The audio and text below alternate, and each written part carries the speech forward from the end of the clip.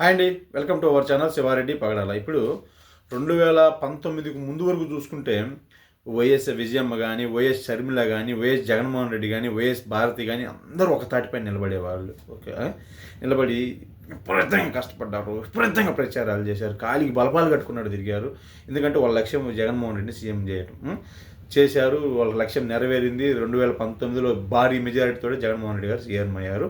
అప్పటి వరకు ఒక రకంగా ఉంది. ఒక్కసారిగా ఆయన సీఎం అయ్యాక ఎందుకో కుటుంబంలో విభేదాలు వచ్చి పడినాయి. దానికి కొంతమంది పదవుల కోసం అంటారు, కొంతమంది రాజకీయాల కోసం అంటారు, కొంతమంది ఈ కుటుంబంలో ఆధిపత్య పోరంటారు. ఒక్కొక్కరు ఒక్కొక్క రకంగా మాట్లాడినా కానీ వాళ్ళ మధ్య విభేదాలు వచ్చిన మాట వాస్తవం. అన్న చెల్లి విడిపోయిన మాట వాస్తవం. అమ్మ చెల్లికి అండగా నిలుస్తూ కొడుకుకి దూరం జరగడం వాస్తవం. ఓన్లీ ఇప్పుడు జగన్ గారి భార్య భారతి మాత్రమే ఒకటిగా ఉంటున్నమాట. ఇవన్నీ వాస్తవాలు. ఇంతవరకు బాగానే ఉంది.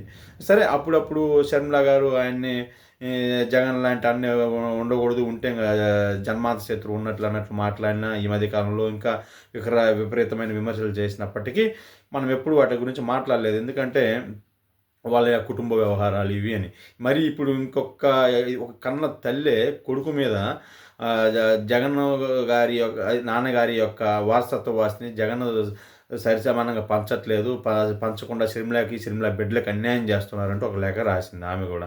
దీని గురించి కూడా నేను నా యొక్క అభిప్రాయాన్ని అయితే చెప్పదలుచుకోవట్లేదు. ఎందుకంటే స్టిల్ అదంతా తల్లి కొడుకు సంబంధించింది, అన్నా చెల్లికి సంబంధించిన విషయము. వాళ్ళ కుటుంబ వ్యవహారాల్లో జొర్రి వాసన చూడాలన్న ఇదైతే నాకు లేదు.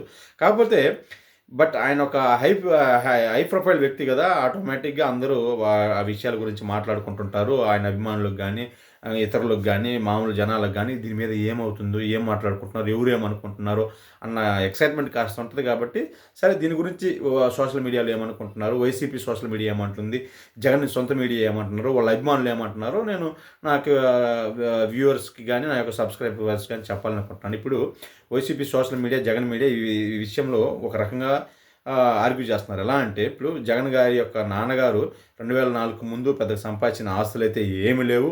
ఆయన సీఎం అయ్యాక జగన్ గారి కష్టార్జితంతో, జగన్ గారి తెలివితేటలతోటి పెట్టుబడులు పెట్టి, ఇన్వెస్ట్మెంట్లు పెట్టి వేల కోట్లు సంపాదించారని జగన్ గారి అభిమానులు, వాళ్ళ నాయకులు అంటారు.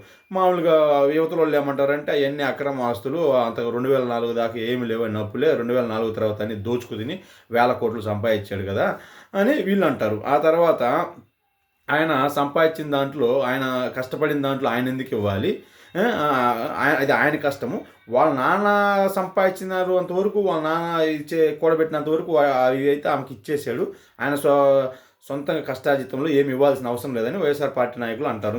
ఇంకా అంతకు మించి ఈ దాటి కూడా ఏమంటారంటే, జగన్మోహన్ రెడ్డి గారు కష్టపడి ఇవన్నీ కూడబెట్టినప్పుడు ఎన్నో కేసులు పెట్టారు ప్రత్యర్థులు. ఆ కేసులు పెట్టి వేధించి ఆయన జైల్లో పెట్టారు. ఈ ఆస్తుల విషయంలోనే అక్రమాస్తుల కేసులు అన్నారు, నిందలు వేశారు, ఇబ్బందులు పెట్టారు, బాధలు పెట్టారు, జైల్లో పెట్టారు, 16 నెలలు చెప్పకూడదు తినిపించారు. ఏమేమన్నా ఆయన బదులు పోయి, అన్నా నేను ఒక 8 నెలలు చెప్పకూడదు తింటానన్నా, నీ బదులు ఒక 8 నెలలు బయట ఉన్నానన్న ఏమేమన్నా అనిందా? అనలేదుగా. దాంట్లో భాగం అడగలేదుగా. ఆయన పెట్టిన బాధలు, ఆయన పెట్టిన కేసులు, ఆయన పెట్టిన మెంటల్ టార్చర్ ఏమేమన్నా భరించిందా? సగమేమో ఇప్పుడు ఏమైనా భరించుంటే ఇప్పుడు దాంట్లో కూడా సగం ఇచ్చేవాళ్ళు అని వాళ్ళ యొక్క మీడియా, వాళ్ళ యొక్క అభిమానులు అంటున్నారు. మరి దాన్ని అవి అసలు ఆయన 2004 తర్వాత అవన్నీ రాజశేఖర రెడ్డి గారు సంపాదించినారా, జగన్ గారు సంపాదించినారా, కష్టపడి సంపాదించినారా, అక్రమ మార్గాల ద్వారా సంపాదించినారా? అది జగన్ గారికి, వైఎస్ రాజశేఖర రెడ్డి గారికి, విజయమ్మ గారికి, ఆ పైన ఒక భగవంతుడిగా తెలుసు. మనందరికీ తెలియదు అనుకోవడం తప్ప అన్నది నా యొక్క ఇది. Okay, thank you so much.